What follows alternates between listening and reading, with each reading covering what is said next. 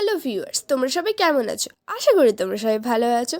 তোমরা কি জানো আজ আমার মামা বাড়িতে কিসের পুজো? আজ আমার মামা বাড়িতে কার্তিক ঠাকুরের পুজো। আর এই কার্তিক ঠাকুর কয়েক বছর আগে আমরাই দিয়েছিলাম, সেটারই আজ পুজো।